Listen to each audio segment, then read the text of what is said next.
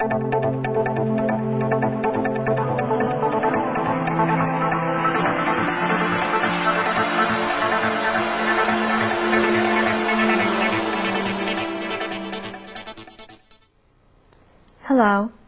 my name is Julian Stramiello, and this video has been produced to promote the need for research into a disease called Reflex Sympathetic Dystrophy, also known as Complex Regional Pain Syndrome. Reflex Sympathetic Dystrophy, commonly called RSD, is a debilitating chronic neurological disease caused by a malfunction of the sympathetic nervous system, which can cause excruciating pain. Throughout this video, you will see clips from television broadcasts concerning RSD patients. Have you ever heard of reflex sympathetic dystrophy? So, Marty, have you heard of RSD? I have never heard of this before. Well, most people have not. 2.5 to 3 million Americans suffer constant pain from a disease you have probably never heard of. News Healthcast reporter Mary Beth Bird joins us now to tell us about what's called RSD. That's right. Those are the initials. Never heard of this. You are not alone. So many people have not, and that's the real problem with RSD. The full name for this condition is Reflex Sympathetic Dystrophy, and you really don't hear too much about it, and that's why so many people don't recognize the signs when they get it.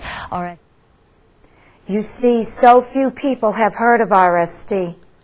Usually only the patients who suffer from it and the doctors who treat them. So, what exactly is RSD? We don't understand why that is. We think it has to do with a reflex. There's a reflex that's going on and on and on and on, and you go in there and you block it temporarily, and then it just can't get started or wound up again. As you can see, RSD is quite complex, and its causes are not known. We here at the Foundation are dedicated to finding out what causes RSD and finding a cure for this dreadful disease. So, what does it feel like to be afflicted with RSD?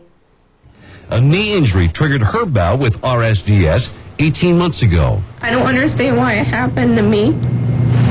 I don't want it to happen to me anymore. I want to be a normal teenager. It took a while for it to show up what it was after going to multiple doctors who did not, they were clueless. I had a couple tell me to cut her leg off because her leg would be so blue and ice cold. Justin Rollerson is 14 years old and is now back in a wheelchair because the pain is so intense in his lower right leg. Justin's mom, Renee, says it began with a broken ankle 2.5 years ago. Even after the cast was put on, the pain only intensified. The doctors kept telling me every night, it's in the head, you know, it's the kid, it's in his head. I said, no, it's not, you know, there's something going on there. You'll hear different people who have RSD describe it in different ways, but one of the universal descriptions, it's a burning pain. It's like the part that's affected is on fire. You know how like when you pick up an ice cube and you hold it in your hand for too long and it starts to burn, but it's cold? That's kind of what it felt like. The burning just became outrageous. Just a burning like if you had a fireplace at home and stuck your hand in it. That's how I live every day. Some healthcare professionals are either unaware of RSD or do not know how to diagnose it. Many cannot understand what is wrong with the patient and cannot offer them any assistance. It is not rare for an RSD patient to go to several doctors before they are finally, correctly diagnosed with RSD. It is actually a relief to patients just knowing what they are experiencing is not just in their heads, but is a real and very serious disease. For Kathleen Stewart, being diagnosed with a terribly debilitating disease was actually a relief. The pain started with an infection in her arm, and from there it spread. It took 6 months for doctors to finally diagnose what's called Reflex Sympathetic Dystrophy, or RSD. It's a disease of the nervous system that can result from a simple injury like a sprain. The pain it causes can be unbearable. Unfortunately, there is no specific laboratory test for the disease. You have to rely on your clinical skills. You have to be looking for objective findings in the patient. University of South Florida professor Dr. Anthony Kirkpatrick explains that early diagnosis is vital, but at times it is extremely difficult because of a lack of awareness among physicians. Also, there is no single diagnostic tool that can identify RSD. Clinical knowledge and experience, along with a detailed case history and examination, is necessary for arriving at an early diagnosis.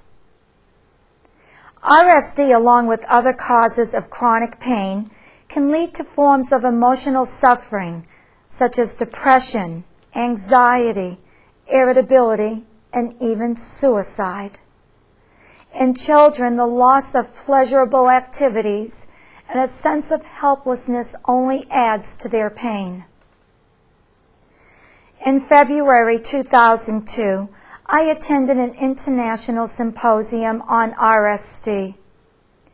The number of individuals from around the world who suffer from this disease astounded me. There were people in full bed cots with light gauze covering their affected areas.